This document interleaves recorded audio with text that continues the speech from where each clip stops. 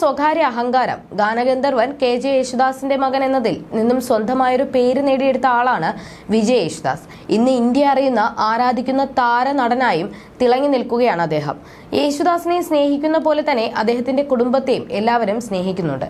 അതിനാൽ തന്നെ ഇവരുടെ വിശേഷങ്ങളെല്ലാം തന്നെ വളരെ പെട്ടെന്നാണ് വൈറലായി മാറുന്നത്. ഇപ്പോഴിത് അടുത്തിടെ നൽകിയൊരു അഭിമുഖത്തിൽ തന്റെയും കുടുംബത്തിന്റെയും വിശേഷങ്ങൾ പങ്കുവയ്ക്കുകയാണ് വിജയ് യേശുദാസ്. അപ്പ കേരളത്തിലെത്തിയിട്ട് 4 വർഷമായി. ഇനി എന്ന് നാട്ടിലേക്ക് വരുമെന്ന കാര്യത്തെപ്പറ്റി ഒന്നും അറിയില്ല. എന്റെ മക്കളെ കാണണമെന്ന് എപ്പോഴും ആഗ്രഹം പറയും. അങ്ങനെ കഴിഞ്ഞ വെക്കേഷന് അവരെ അങ്ങോട്ട് കൊണ്ടുപോയി കാണിച്ചിരുന്നു. അപ്പയും അമ്മയും ഒരുമിച്ചേ വരികയുള്ളൂ. പിന്നെ ട്രാവൽ ചെയ്ത് വരണമെന്നുള്ള ടെൻഷനും അവരുടെ പ്രായവും ഒക്കെ നോക്കിയിട്ടാകും വരാതിരിക്കുന്നത്. ഇവിടെയുള്ള എല്ലാവർക്കും അറിയുന്നത് പോലെ മാത്രമേ എനിക്ക് അവരുടെ കാര്യങ്ങൾ അറിയുകയുള്ളൂ എന്നും വിജയ് യേശുദാസ് പറയുന്നു. സൗഭാഗ്യങ്ങളൊക്കെ ഉണ്ടായിട്ടും യേശുദാസ് ജീവിതം ആഘോഷിച്ചില്ലെന്ന് ഒക്കെ പലരും കരുതുന്നുണ്ട്. പക്ഷെ അതൊക്കെ തെറ്റിദ്ധാരണ മാത്രമാണ്. സംഗീതമാണ് എല്ലാത്തിലും ഉപരി അദ്ദേഹത്തിന്റെ ആദ്യത്തെ പ്രയോറിറ്റി. ആദ്യ ഭാര്യ എന്ന് പറയാം. 2ാം ഭാര്യയാണ് അമ്മ. അത് അംഗീകരിച്ചവരാണ് ഞങ്ങളുടെ കുടുംബത്തിലെ എല്ലാവരും. കച്ചേരിക്കൊക്കെ പോകുന്ന സമയത്ത് അപ്പയുടെ ജീവിതം മൊത്തത്തിൽ മാറും. ഭക്ഷണവും വീട്ടിലെ രീതികളും കൂട്ടുകാർ വരുന്നുണ്ടെങ്കിലും അവരെ പോലും അടുപ്പിക്കില്ല. അതിനനുസരിച്ച് അമ്മയും കാര്യങ്ങൾ ചെയ്യും. മക്കളായ ഞങ്ങളും ശല്യപ്പെടുത്താൻ പോവാറില്ല.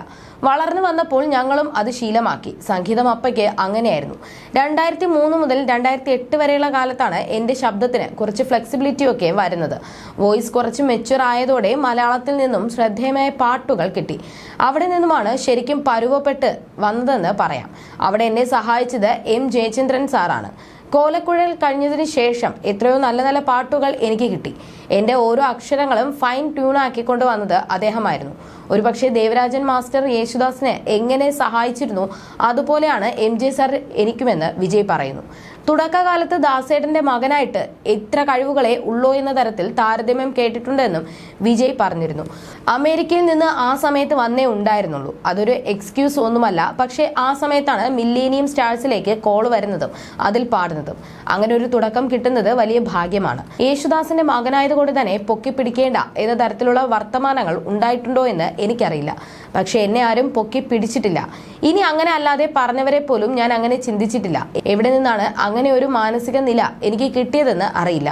ചിലപ്പോൾ അപ്പയുടെ അടുത്ത് നിന്ന് തന്നെ ആകണം. റെക്കോർഡിംഗ് സ്റ്റുഡിയോയിലൊക്കെ ആണെങ്കിലും ചിലർ എന്തെങ്കിലും പറഞ്ഞാലും അദ്ദേഹം അപ്പോൾ എന്തെങ്കിലും പറയുമെന്നല്ലാതെ ഒന്നും മനസ്സിൽ വെച്ച് പെരുമാറാറില്ല.